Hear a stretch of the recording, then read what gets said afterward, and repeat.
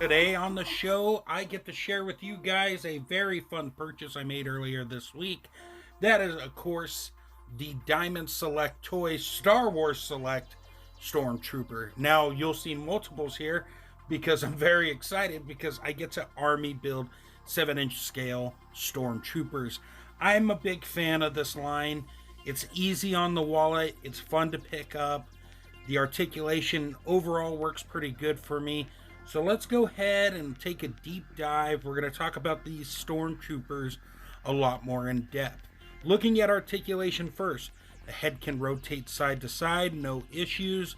It looks up an okay amount, looks down a little better, and then of course it tilts side to side.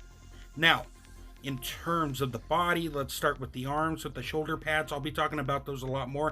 It does go up, it does go around, and it does go in and out.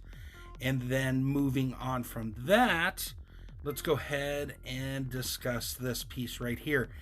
It will pop out. I don't know if I'm going to glue it in or not, but you do get a little more range of motion. But obviously it breaks up the sculpt, which is a bit of a bummer. And there's a little water there because I actually heated this guy up. But he does have a bicep cut, as you can see there, hidden very well. Single hinge and swivel action at the elbow.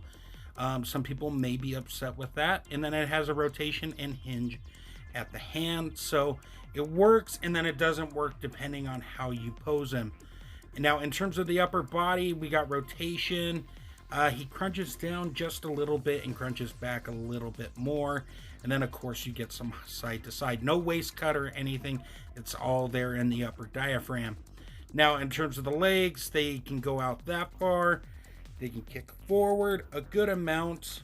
They have those DC UC style legs, and it does go back. We do have a thigh cut hidden very well with the armor. And then we have a single hinge at the knee. Wish it bent a little bit more, but it overall works. I mean, Stormtroopers aren't exactly known for their kung fu. The foot kicks up and down, and then it rotates side to side with that rocking action. Now, in terms of the design, these guys look amazing. They're very fun to photograph. I mean, I've got a couple of photos up on the Comic Crusaders website, but I dig the helmet look here. I dig the blue tube stripes that are throughout. That's a nice little touch. I'm not like a super diehard Star Wars fanatic, and I mean that in the best of terms, but the detail here is nice with the deco and whatnot. The sculpts there, I really appreciate the attention to detail. At least for me, it looks like a Stormtrooper, and I think that's the most important thing here. Now, in terms of the body, as you can see from these three angles here, and we'll move around with those a little bit, but the chest armor looks great with the black, and then on the side you can see the black coming out, and then you can see the side armor like so. All that came out nice, and then on the back we got that nice design that's, you know, iconic for a Stormtrooper when you look at him on the back. So all of that looks great, no issues with that. Once again, these look really good and they function very well also. And just to look here at the sides of the arms here, you got the white with the nice, you know, design, space design. Is that the correct way to say it? The armor looks good. And then real quick here, I wanted to show you something. The armor does pop off at the shoulder area. It just plugs in and out. I might, like I said, I might glue it in, I might not, I'm not really sure, but I just want you guys to see that so you know what you're dealing with, because I always try to make these as informative as possible without going into the nitty gritty. And then of course we got the belt here. As you can see, the front view of the belt, everything looks great there. And then we got the side piece. The cool thing is they got the holsters for the blaster. I believe no, I think that's the E11 blaster, E-11 blaster, and then a back view of the belt, and then here's the feet and the legs. So there are those. I mean, it's really cool. I mean, this is a Disney Store exclusive, so obviously keep that in mind. The price is $35.99, I believe, plus shipping, so they're not cheap. But anyways, let's talk about guns here. We got multiple guns going on. So we're just going to dive into the three guns that are packed in for each figure, because each one comes with three guns. In case I haven't mentioned, it comes with three guns. Starting first, it looks like we got the DLT-19 Heavy. I know this gun primarily from Battlefront. It looks cool. The peg for the handle thing over there at the barrel came out. I don't know if it's supposed to. It's only on this one. The other ones did not have that issue. And then, of course, we have the E-11. Looks wonderful. These are all sculpted really good. I think they could have used a little more paint, but, you know, still, they look really good. And then, of course, we got the SE-14R.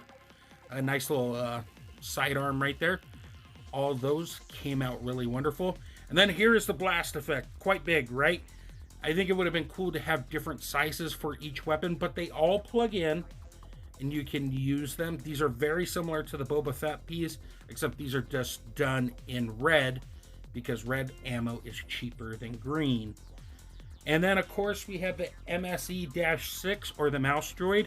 I actually didn't know too much about this thing, but it looks really cool. It's got a little dry brushing on it. The sculpt's there. It doesn't roll. It just moves along. But it looks really cool. We've seen these throughout the Star Wars universe, if you will, and they work quite well. And then, in terms of other accessories here, we have hands. Multiple pairs of hands. Well, multiple hands, not really pairs. Of course, we have a gripping hand and then a long trigger hand. Right there, I believe that's for the right. It's a right trigger. And then we have the jazz hands, if you will. The open hands that come standard with every figure. And then we have a more in-depth look of another. Oh no, that's the pistol hand. The pistol, short pistol. It looks more like a gripping hand, but it's a pistol hand. Anyways, let's talk size comparisons real quick. Size roundups, however you want to phrase it. With the Stormtrooper, I tried to break them down a little differently this time. As far as DC Multiverse McFarlane, we got Lobo and Green Lantern looking very good for some crossover action. If you want to cross over some NECA Alien and Predator, you can see how the Stormtrooper stands up with them. And then, of course, 6-inch, it's going to be a lot smaller. I finally bought a Marvel Legend. So there's Frogman, and then there's a Mezco Batman. And then, of course, a Super 7 Leonardo and a Storm Collectibles Ermac. And then a Diamond Select Iron Man.